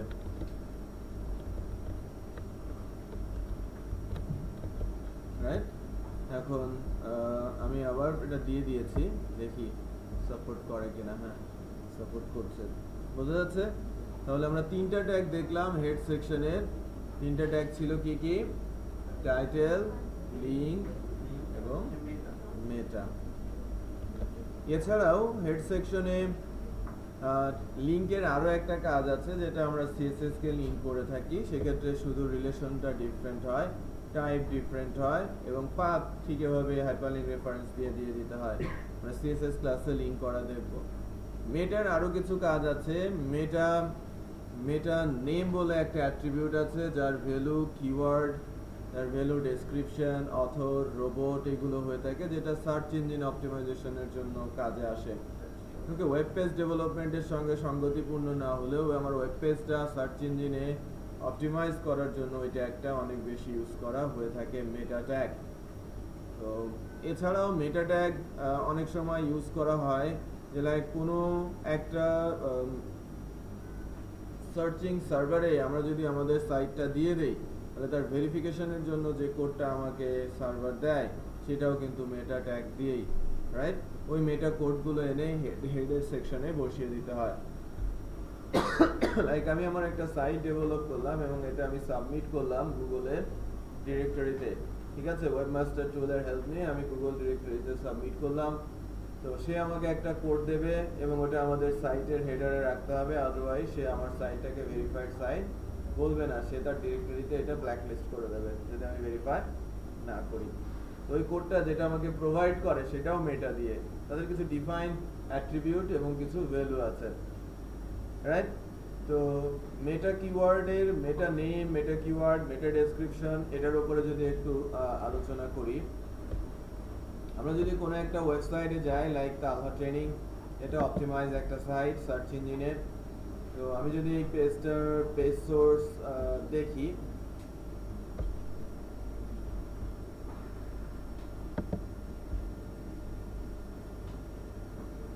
একদম উপরের দিকে মেটার বেশ কিছু লাইন লিখে আছে, একটু খেয়াল করেন। মেটা নেম কিওয়ার্ড, মেটা নেম অথর, মেটা নেম ডেসক্রিপশন, মেটা নেম জেনারেটর, রাইট? তো এই যে কিওয়ার্ড আর এই যে ডেসক্রিপশন, এগুলো মূলত কিওয়ার্ডগুলো হচ্ছে আমরা যখন কোনো সার্চ ইঞ্জিনে গিয়ে সাইট সার্চ দেই, কিওয়ার্ড লিখি, সেটাকেই নর্মালি কিওয়ার্ড বলা হয়, যে যা লিখি সেটাকে কিওয়ার্ড বলে। আমরা ইনপুট বক্সটার মধ্যে, সার্চ ইনপুট বক্সের মধ্যে যা লিখি সেটাকে বলা হয় কিওয়ার্ড। লাইক আমি বলছি আইটি ট্রেনিং, শুধু আইটি ট্রেনিং দিয়ে দিয়েছে, একটা উপরে অ্যাড এসেছে আর একটা ওয়েবসাইট এসেছে না, তালহা ট্রেনিং। ওকে, এটা সার্চ ইঞ্জিনে অনেক আগে থেকেই অনেক বেশি অপটিমাইজড অবস্থায় আছে এবং লাস্ট 1 ইয়ার 1 নম্বর অবস্থায় সে ধরে রেখেছে। ইমেজ ম্যাপ সহ সে দেখিয়ে দিচ্ছে। আইটি ট্রেনিং কিওয়ার্ডটা দিয়ে যখন সার্চ করেছি, গুগলের ডিরেক্টরিতে 27 ক্রোর রেকর্ড আছে, 27 ক্রোর রেকর্ড আছে গুগলের ডিরেক্টরিতে, যার মধ্যে থেকে তালহা ট্রেনিংকে 1 নম্বর এবং তার নিচ দিয়ে অন্যান্য সাইটগুলোকে সে দেখাচ্ছে, রাইট? তো এবং যে ডেসক্রিপশনটা আমি অ্যাকচুয়ালি যেটা দেখাতে আসছি, এই যে ডেসক্রিপশনটা, এটাও কিন্তু মেটাতে লেখা আছে। আমি যে কিওয়ার্ডটা লিখেছি সেটাও মেটা কিওয়ার্ডের মধ্যেই লেখা আছে। তো শুধু এতটুকু লিখলেই কিন্তু হয়ে যাবে না বা অপটিমাইজ হবে না, আরও অনেক মেকানিজম অপটিমাইজেশনের জন্য আছে। আমি যে আইটি ট্রেনিং কথাটা লিখলাম এই লিস্টেই আছে, এই যে আইটি ট্রেনিং ইন বাংলাদেশ, বা শুধু যে আইটি ট্রেনিং কথাটা প্রবাবলি এই লিস্টের মধ্যে আপনি খুঁজে পাবেন। আছে, আইটি ট্রেনিং আছে। আর এরপরে যখন এই যে ডেসক্রিপশনটা দেখছেন, Talha training is the leading IT training provider in Bangladesh, our high quality course will help you to achieve your goal. যাই হোক, যেটা আছে, আমি যদি ব্রাউজারে যাই, দেখেন ওই কথাটাই এখানে আমরা পাচ্ছি, রাইট? সো ডেসক্রিপশন, মেটা নেম ডেসক্রিপশন, তার কন্টেন্টের মধ্যে যেটা লেখা থাকে সেটা সার্চ ইঞ্জিনের এখানে এসে ডিসপ্লে করে। আর টাইটেলের মধ্যে যেটা লেখা থাকে সেটা ক্যাপিটাল টাইটেল আকারে ডিসপ্লে করে। সো এখানেও একটা টাইটেল ট্যাগ, আমি যদি সোর্স চার্টে যাই, এখানে গিয়ে একটু দেখবেন, হয়ে গেল, এটা তো আমাদের সোর্স, ট্রেনিং সোর্স।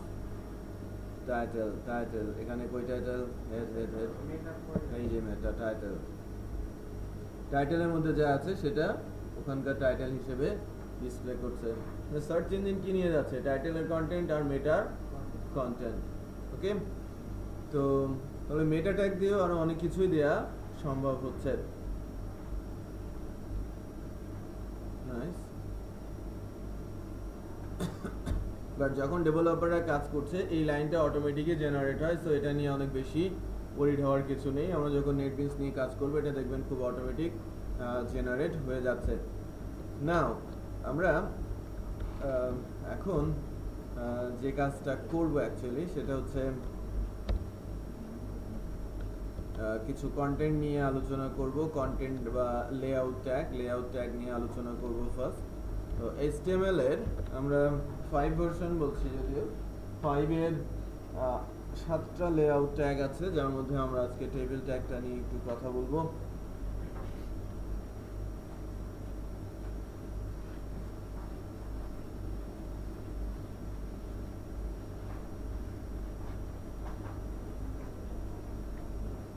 লেআউট বলতে বোঝাচ্ছি আমার সাইটের স্ট্রাকচার, আমার পেজের স্ট্রাকচার, আমি যেটা দিয়ে যে ট্যাগগুলো দিয়ে তৈরি করব।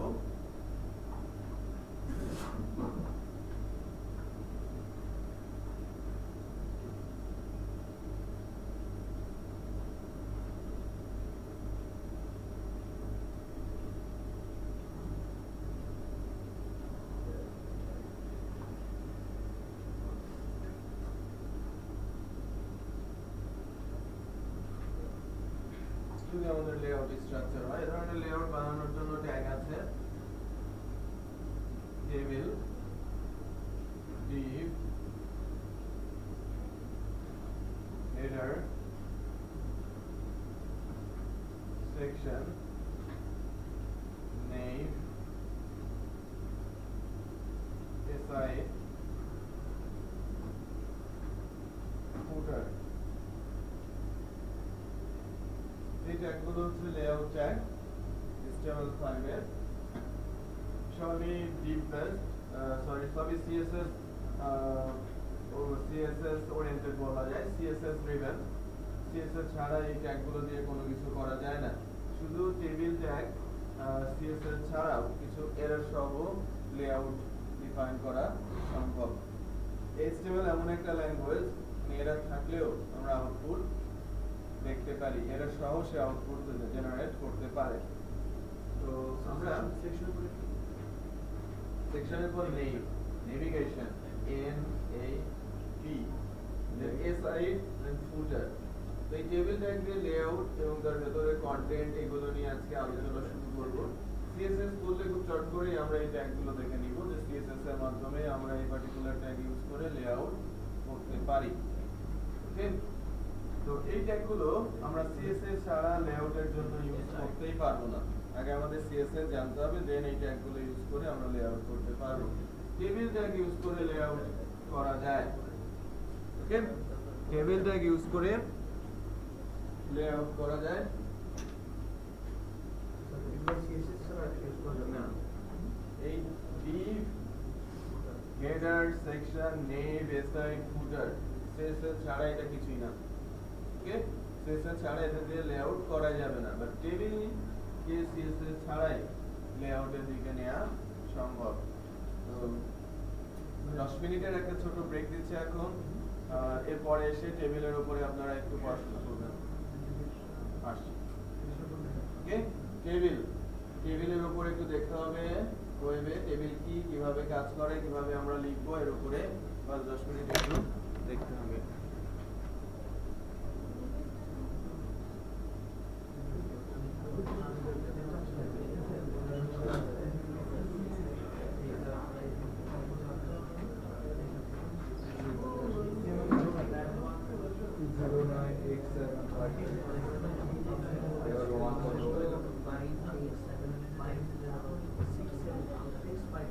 থেকে উল্টা ওয়ান আসতে পারে।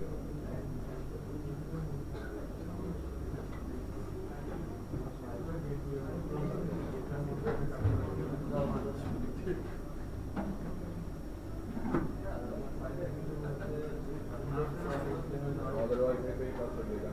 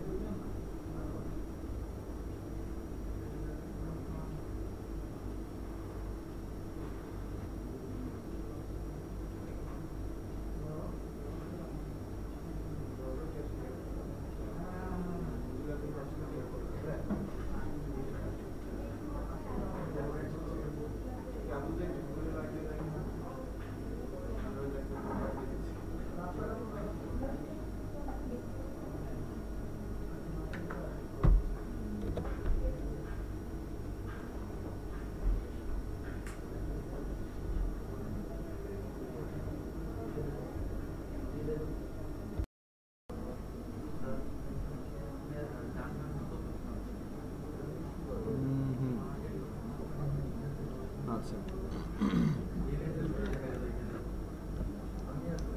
আচ্ছা নাইস।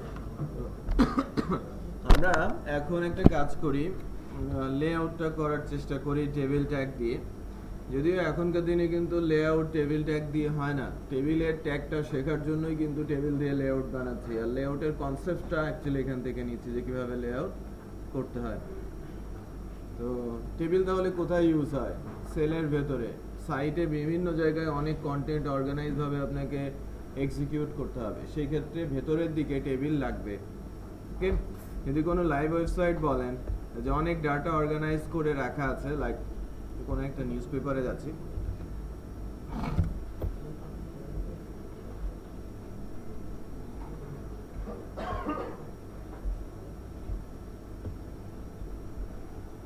লাইক এই সাইটের যে লেআউট স্ট্রাকচারটা অবভিয়াসলি এটা সিএসএস ড্রিভেন, এটা ডাইনামিক একটা লেআউট।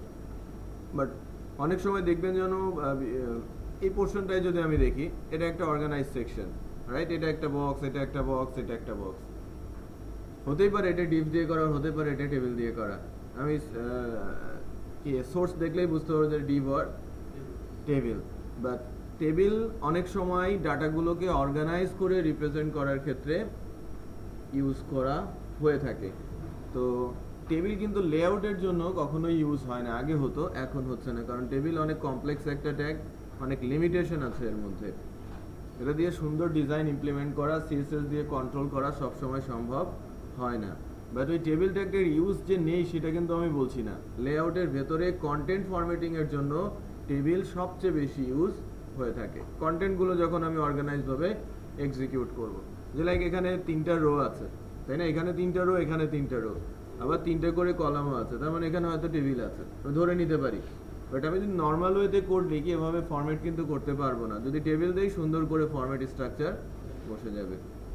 তো আমরা টেবিল ট্যাগটা শিখে নেওয়ার চেষ্টা করছি এবং লেআউটের কনসেপ্ট দেওয়ার চেষ্টা করছি। আমি যদি ওই লেআউটটাই তৈরি করতে চাই, তাহলে আমরা টেবিল ট্যাগটা আগে ফার্স্ট লিখে নেই। টেবিল ট্যাগ এতটুকু দিয়ে কিন্তু টেবিল কমপ্লিট হবে না, তাহলে একটা টেবিল লিখেছি। টেবিল কাকে বলে? হ্যাঁ, টেবিল কাকে বলে?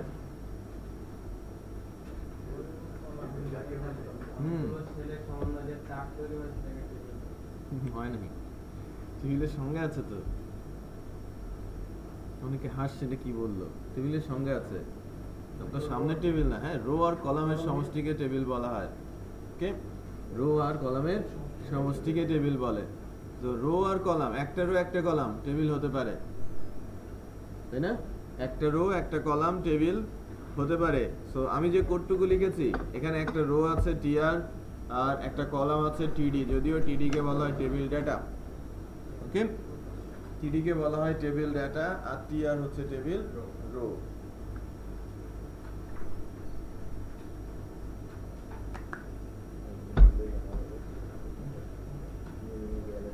নাও একে যদি আমরা একটু আউটপুটে দেখতে চাই, কোনো কিছু আসছে না, তাই না? কিছুই নেই, কারণ আমি ভিজিবল কোনো কিছুই করি নাই। এখন এই সেলটার একটু আউটলাইন দিব আর কি, একটা বর্ডার দিব। এখানে যা লিখছি বর্ডার, এটা একটা অ্যাট্রিবিউটের নাম আর এটা টেবিলের একটা অ্যাট্রিবিউট, যার ভ্যালু দিচ্ছি আমি 1। দেখবেন জানো একটা সেলের ছোট্ট একটা সেল এখানে তৈরি হয়েছে, ছোট্ট একটা সেল এখানে চলে আসে। এরপর আরেকটা অ্যাট্রিবিউট দিব আমি, অ্যাট্রিবিউটটা দিচ্ছি আমি লাইক অ্যালাইন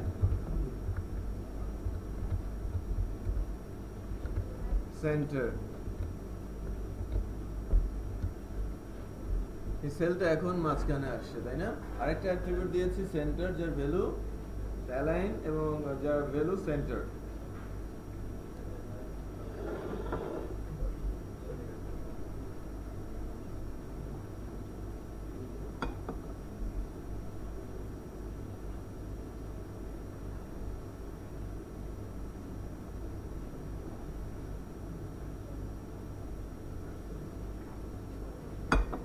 এবার এই সেলটাকে আমি একটু বড় করব, উইথ দিয়ে দিব। আমি যদি উইথ দেই,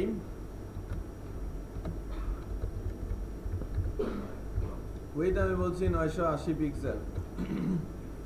আমি টেবিল দিয়ে যখন করব ফিক্সড উইথের একটা সাইট বানানোর চেষ্টা করব। ফিক্সড উইথ বলা হচ্ছে, কারণ ফিক্সড উইথটা কতটুকু? আমি বলছি 980। আমার মেশিন রেজুলেশন 1020, আমার machine resolution 1280, default machine resolution 1024 default.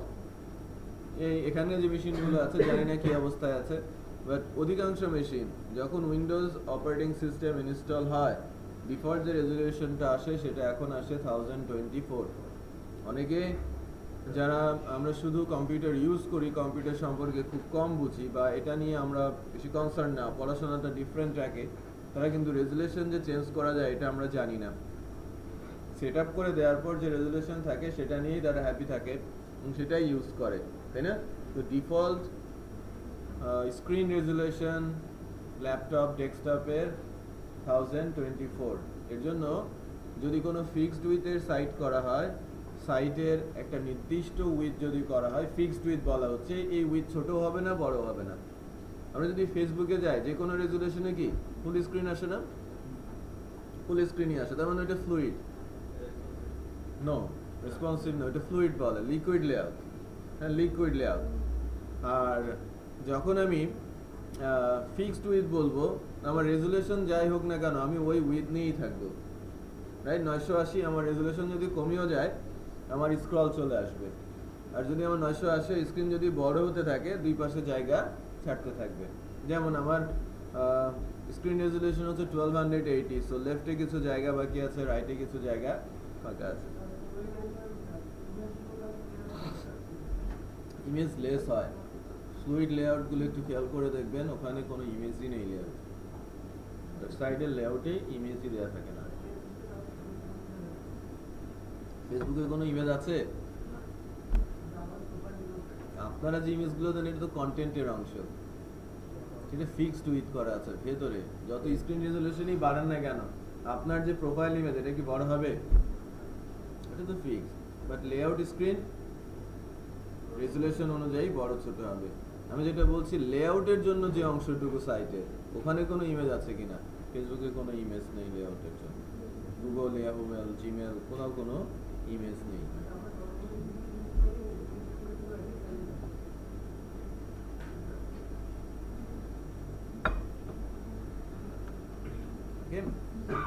তো এবার একটু হাইটটা অ্যাকচুয়ালি টেবিল থেকে বাদ দিয়ে দেওয়া হয়েছে। ওকে, আমি যে অ্যাট্রিবিউটটা এখন লিখবো হাইট, হাইটটা টেবিল থেকে বাদ দিয়ে দেওয়া হয়েছে, হাইট নামে কোনো অ্যাট্রিবিউট নাই, বাট হাইট দিলে কিন্তু টেবিল কাজ করবে, বাট সাথে সাথে একটা এররও জেনারেট হবে, HTML এরর সহ আউটপুট দেখাতে পারে। সো আমি এই চান্সটাই নিচ্ছি। আর এই এররটা যদি সলভ করতে চাই আমার CSS লাগবে, CSS শিখলে এরর সলভ করা দেখব। ওকে, হাইট অ্যাট্রিবিউট লেখার সঙ্গে সঙ্গে দেখেন একটা রেড আন্ডারলাইন চলে আসে, height not allowed an element table. ঠিক আছে, তো আমি বলছি 900 পিক্সেল। হাইট নর্মালি অটোমেটিক হয় সাইটগুলোতে, তো পরে হাইট তুলে দিলেও কোনো ব্যাপার না। আমার একটা সেল হয়েছে যার উইথ 980, হাইট 900। এবার যে লেআউটটা করেছি ওখানে রো কয়টা আছে বলেন? হ্যাঁ, ওখানে রো কয়টা? এখানে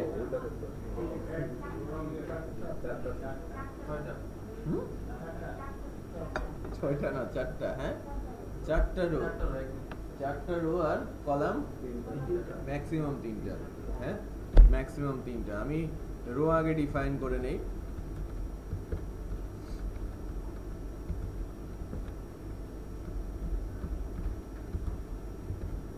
আমি 4টা রো তৈরি করলাম এবং প্রত্যেকটা রোতে একটা করে কলাম আছে। তোমার 4টা রো হয়েছে, প্রত্যেকটা রোতে একটা করে কলাম আছে। ওকে, প্রত্যেকটা রোতে একটা করে কলাম আছে।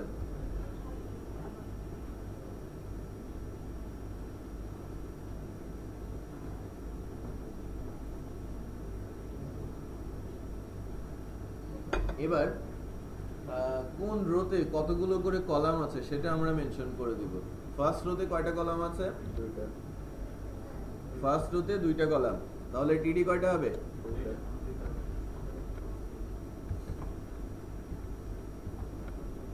ফার্স্ট রোতে 2টা কলাম, টিডি হবে 2টা। সেকেন্ড রোতে একটা নাই, মানে একটা তো, হ্যাঁ একটা আছে। আর তৃতীয় রোতে 3টা কলাম আছে। হ্যাঁ, 3টা টিডি আমি ওখানে দিয়ে দিব। তার মানে টিডি কি কাজ করবে? কলাম তৈরি করবে, তাই না? এবার একটু টেবিলের লিমিটেশন বলি। টেবিল যে মানে ম্যাক্সিমাম কলাম যেখানে আছে সেটা কি? Third rho. তো টেবিলে যতগুলো কলাম থাকে টেবিল এক্সপেক্ট করে তার প্রত্যেকটা রোতে যেন সমান সংখ্যক কলাম দেয়া হয়। তাহলে টেবিলের এক্সপেকটেশন কি? প্রত্যেকটা রোতে সমান কলাম থাকবে। কারণ প্রত্যেকটা রোতে সমান কলাম দিলে কি আমার এই ধরনের ডিজাইন হবে? বা টেবিলকে বোঝাতে হবে যে না সমান কলাম আছে। ঠিক আছে, সো ভিজিবল আর ইনভিজিবল বলে কিছু বিষয় আছে। আমি ইনভিজিবল ওয়েতে টেবিলকে বলবো যে না তোমার কাছে 3টা করেই কলাম আছে সবগুলো রোতে। আর ভিজিবল থাকবে কি? যখন যেখানে যতগুলো করে কলাম দরকার সেটা আমরা সেভাবেই দিয়ে রেখেছি। তো যখন আমি ট্যাগ লিখবো টিডি তাহলে ভিজিবল সেল হবে। আর ইনভিজিবল সেল করার জন্য ওই টিডির উপরে কিছু অ্যাট্রিবিউট অ্যাসাইন করতে হয়। তো আমরা অ্যাট্রিবিউটের হেল্প নিয়ে টেবিলকে বোঝাবো যে না তোমার প্রত্যেকটা রোতেই 3টা করেই কলাম আছে। আপাতত আমি যখন এই ধরনের কলাম সেট করলাম যে কোনগুলো রোতে কতগুলো রোতে কি কি সেল আছে, এটা যদি একটু দেখি, আমরা যা বানাতে চাচ্ছি তার ধারে কাছেও কিন্তু যায় নাই, তাই না? আমরা যা বানাতে চাচ্ছি, সো এটা আমার লোগো হওয়া দরকার, এটা আমার ব্যানার, এটা আমার মেনু, এটা লেফট, কন্টেন্ট, রাইট, আর নিচেরটা আমার ফুটার, তাই না? সো এর নামগুলো আমি অ্যাসাইন করব। First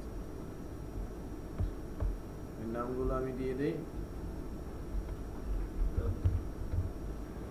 logo, banner, menu, left,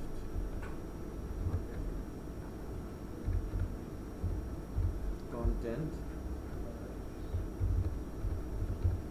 footer, sorry এটা রাইট, তাই না? রাইট,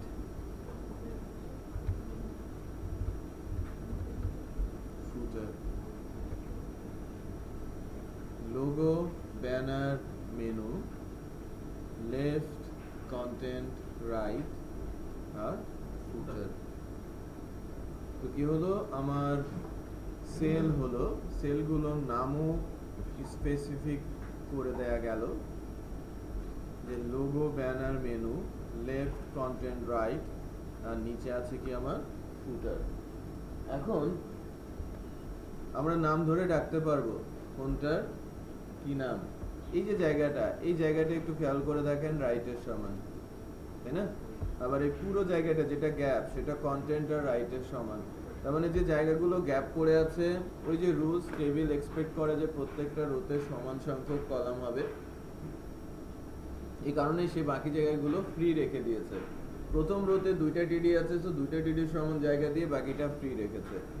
দ্বিতীয় রোতে 1টা টিডি আছে, তাকে 1টা টিডির সমান জায়গা দিয়ে বাকিটা ফ্রি রেখেছে, নিচেও তাই।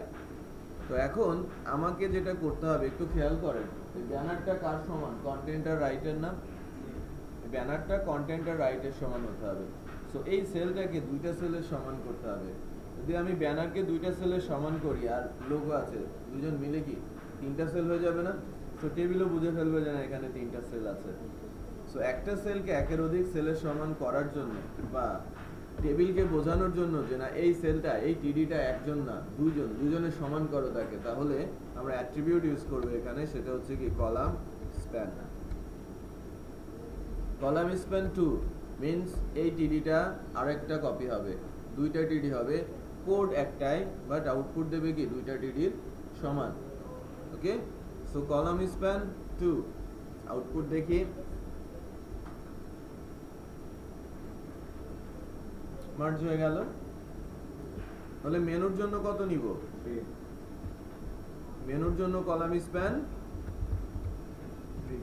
3, রাইট?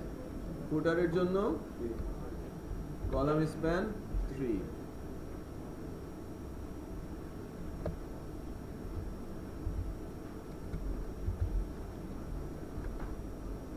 তাহলে হলো logo banner menu left content right আর ফুটার। তাহলে logo banner menu left content right আর ফুটার।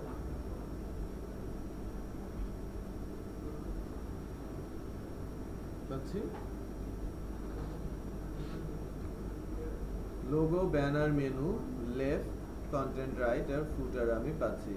তো এখন কিছুটা শেপে আসে, আমাকে আরো কিছু অ্যাট্রিবিউট যদি এর সঙ্গে অ্যাড করি, উইথ হাইট যদি একটু ম্যানেজ করি, তাহলে আমরা যেটা করতে চাচ্ছিলাম এরকম একটা কিছু পাবো। তো আমরা তো লিমিটেশন দেখলাম যে সবগুলো রোতে সমান কলাম চাই।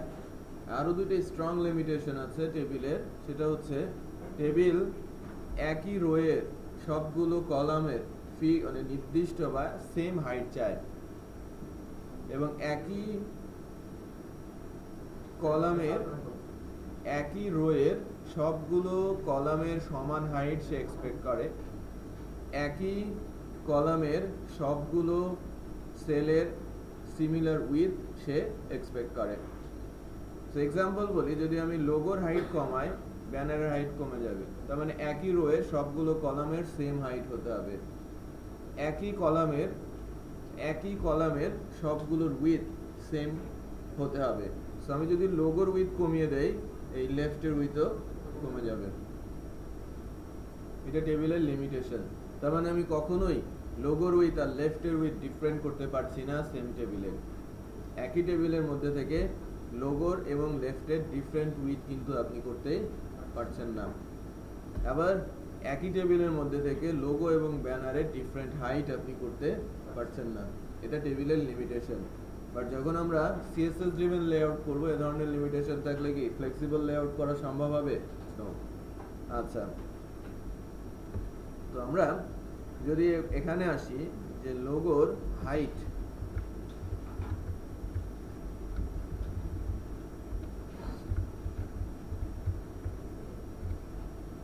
আমি বলছি কত?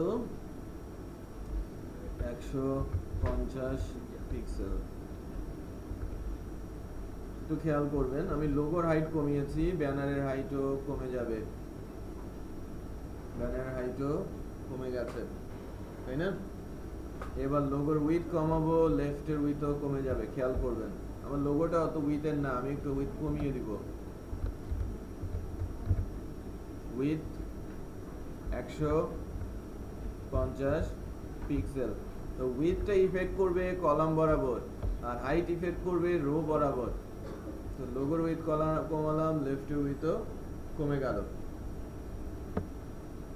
এখন এটা তো ফিক্সড, আমি এই রোটাকে ফিক্স করে দিলাম না? তো বাকি জায়গাগুলো দেখেন এরা কিন্তু ডাইনামিক্যালি অ্যাডজাস্ট করে নিয়েছে এই বিষয়গুলো। তো আমি যদি মেনু এবং ফুটারকে ফিক্স করে দেই, এই মাঝের কন্টেন্টের জায়গাটা বড় হয়ে যাবে। তো আমি যদি মেনুর হাইটটা কমিয়ে দেই, মেনুতে বলছি হাইট, আমি বলছি 40 পিক্সেল।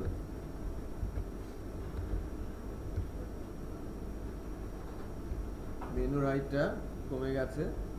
আমি যদি বলি ফুটারের হাইট 60 পিক্সেল,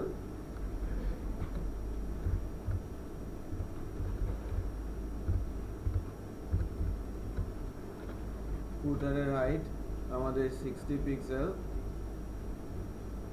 ফুটারের হাইটও কমে গেছে। এবার বাকি আছে কি, রাইটের উইথটা আমাকে একটু কমিয়ে দিতে হবে। তো রাইটের উইথটা আমি একটু কমিয়ে দিচ্ছি। উইথ আমি বলছি লাইক 150 পিক্সেল। লেফট আর রাইটকে দুটো সমানই করে দেই কলামটা। তো এখন আমরা দেখি আমরা যা করতে চেয়েছিলাম ঠিক সিমিলার টাইপের এসেছে।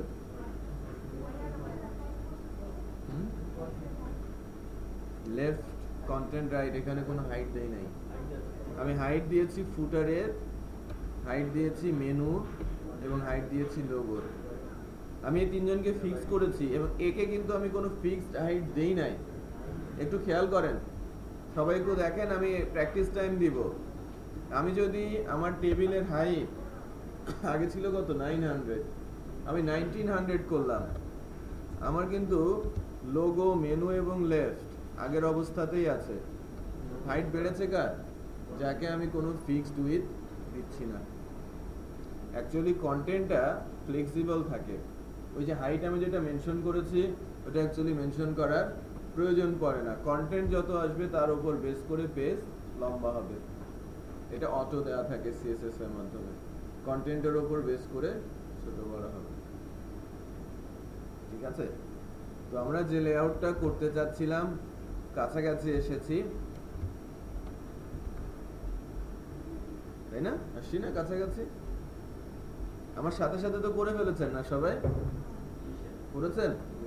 আচ্ছা, যারা করেছেন তাদেরকে একটা ট্যাক্স দিচ্ছি, আর যারা করেন নাই তারা এটাই করেন, আর যারা করেছেন তাদেরকে আরেকটু বাড়িয়ে দিচ্ছি।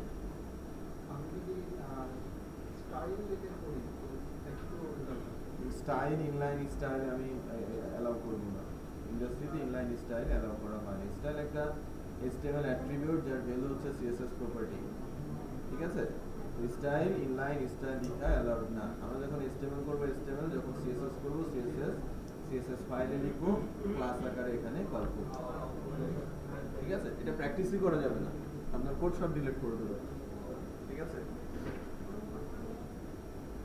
আচ্ছা, এখানে আমি এরকম একটা কিছু চাচ্ছি।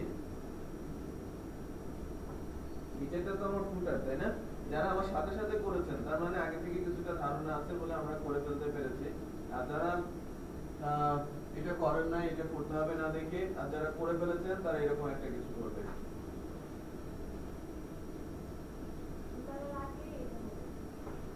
হ্যাঁ,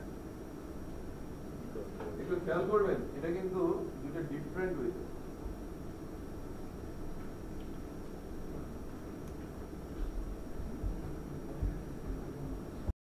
যেটা করতে চেয়েছি, আজকে বিশেষ কিছু শেখা হয় নাই, ইনশাআল্লাহ নেক্সট ডেতে অনেক কিছু শিখে নিব। ওকে, অনেক কিছু শিখে নিব। কন্টেন্ট দেওয়া একদম হয়ে যাবে ইনফ্যাক্ট। তো আমি একটা রো তৈরি করি ফার্স্ট।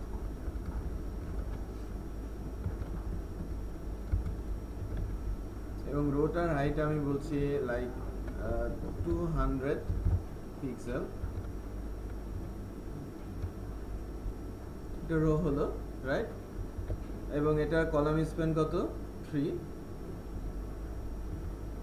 একটা আমি যদি এখানে ইনফ্যাক্ট 3টা কলাম দেই, হবে কি? হবে না তো, যে টেবিলের লিমিটেশন সবগুলো রো কলাম সমান হবে। সো আমাকে এখন এখানে যেটা করতে হবে, একটা টেবিল নিতে হবে। টেবিলের মধ্যে একটা রো হবে এবং যার আন্ডারে টিডি হবে কয়টা? 3টা। আমার টিডি 3টা না ওই রোতে? দেখেন টিডি হবে 3টা। আচ্ছা, এখন যদি এখানে যাই তেমন কিছুই দেখা যাবে না, কিছুই তো নাই। আগে বর্ডার দেই একটু।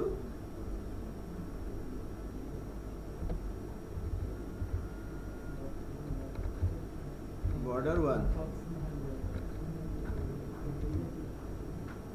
ঠিক আছে। এরপর আমি বলছি উইথ 100%, উইথ কত? 100% হলো। আর এবার হাইট 100,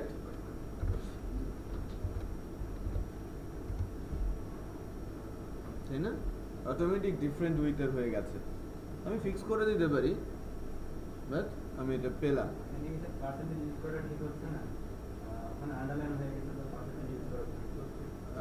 না, আন্ডারলাইনটা হয়েছে হাইটের জন্য, পার্সেন্টেজের জন্য না। এই আন্ডারলাইনটা হয়েছে হাইটের জন্য। উপরে টেবিলটা তো আন্ডারলাইন আছে, তাই না? এটা হাইটের জন্য। হাইট অ্যাকচুয়ালি হাইট অ্যাট্রিবিউটটা বাদ দিয়ে দেওয়া হয়েছে টেবিল থেকে। এটা সিএসএস দিয়ে ম্যানেজ করা হয়। বোঝা গেল, তাই না? আচ্ছা, কিছু ট্যাগ আপনারা দেখে আসবেন, দেখলে হয়তো শিখে যাবেন। আবার আমি রিপিট করব, এই ট্যাগগুলো লিখে নেন।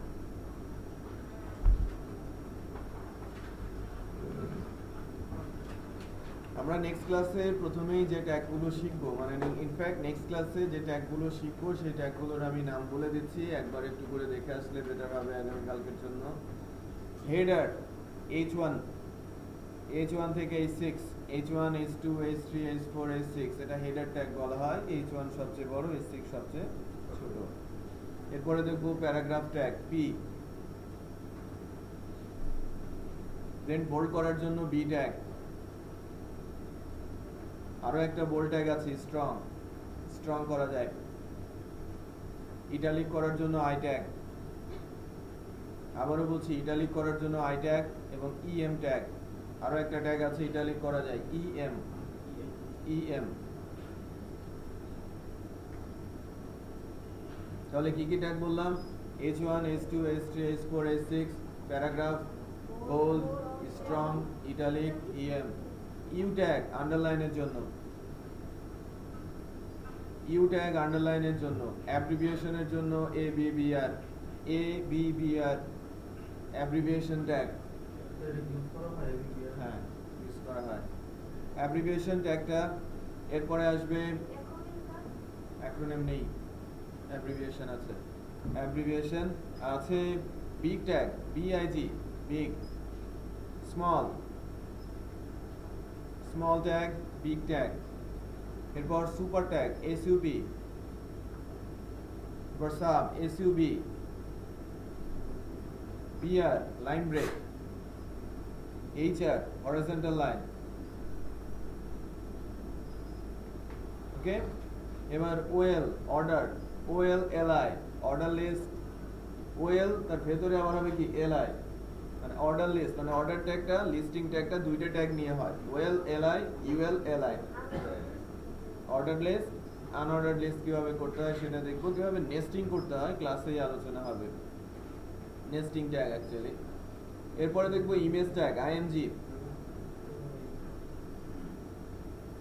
কিভাবে ইমেজ নিয়ে আসতে হয়। এবার হাইপারলিংক করার জন্য ট্যাগ আছে A tag, anchor tag.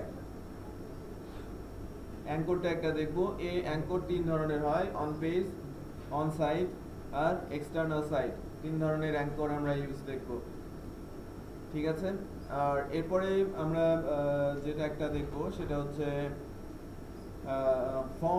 Form tag, form FORM। আমরা দেখি না রেজিস্ট্রেশন ফর্ম, হ্যাঁ, ফর্মের এলিমেন্ট অ্যাকচুয়ালি আস্তে আস্তে দেয়া দেখবো। ফর্মের এলিমেন্টের মধ্যে মেইনলি আসবে হচ্ছে ইনপুট, যার ভিন্ন ভিন্ন টাইপ। তার মানে আমরা ইনপুট ট্যাগটা দেখবো, ওকে। এরপরে আমরা দেখবো হচ্ছে টেক্সট এরিয়া। এরপরে আসবে, হ্যাঁ ওটা তো ইনপুটের মধ্যেই আসবে, হ্যাঁ ইনপুটের মধ্যেই সব কিছু আসবে। সিলেক্ট টেক্সট এরিয়া, আর কিছু আছে? ইনপুট, সিলেক্ট, টেক্সট এরিয়া, আর সিলেক্টের মধ্যে অপশন আসবে। লিঙ্ক ট্যাগটা আসবে না, কারণ আমরা সিএসএস দেখবো না। যদি দেখি শুরু করতে পারি দেন লিঙ্ক ট্যাগটাও আলোচনায় আসবে। ব্লিঙ্ক, ব্লিঙ্ক ওটা সিএসএস দিয়ে করবো, হ্যাঁ ব্লিঙ্ক সিএসএস দিয়ে আসবে।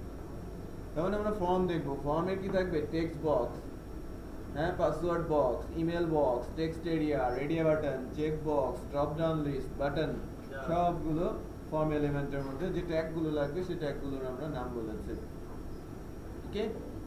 মার্ক ট্যাগ, মার্ক এটা HTML5 এর একটা ছোট tag. Mark, MARK, mark. Progress, meter, mark, progress, meter, figure, caption.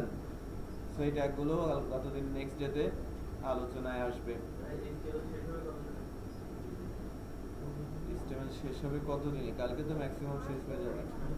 এরপরে 3টা ক্লাস HTML CSS দুটো মিলে আসবে। CSS তো আসবে 6টা পর্যন্ত আমি থাকবো। আজকে তো 2টা ক্লাস গেল, তার মানে 4টা ক্লাস HTML CSS এ থাকবে, পর থেকে PHP। 6টা ক্লাস পরে কিন্তু একটা স্ট্যাটিক সাইট করতে হবে, হ্যাঁ ওই অবস্থায় যেতে হবে,